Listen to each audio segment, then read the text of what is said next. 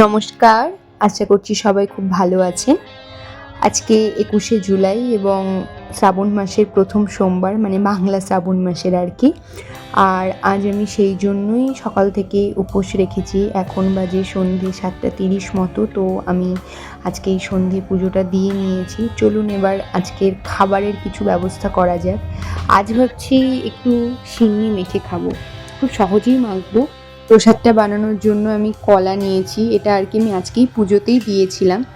আর আমুলের একটা ২০০ ml দুধের packet নিয়েছি, যেটার একটুখানি আমি আর কি পুজোতে ব্যবহার করেছি আর কিছুটা রেখেছি এই সিন্নি প্রসাদ মাখার জন্য। আর এই কলার মধ্যে কিছুটা চিনি অ্যাড করে কলাটাকে ভালো করে মেখে নিতে হবে। জানেন তো, আগে বাড়িতে যখন বার পুজো নারায়ণ পুজো হতো আর এই সিন্নি ভোগটা দেওয়া হতো, তখন শুধুমাত্র এটা খাওয়ার জন্য ২-৩ বার প্লেট নিয়ে বসতাম, ভাবতে পারেন, ভাবুন। এবার আমি এর মধ্যে কিছুটা ময়দা অ্যাড করে ভালো করে মেখে নিচ্ছি, আর শেষে দিব এই দুধটা।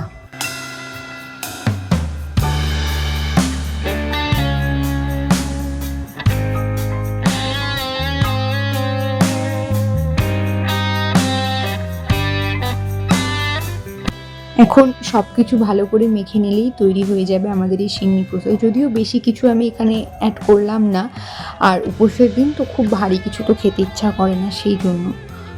এই প্রসাদটা এখন আমি খেয়ে নিই। দেখা হচ্ছে নেক্সট ভিডিওতে। সবাই খুব ভালো থাকবেন। বাই।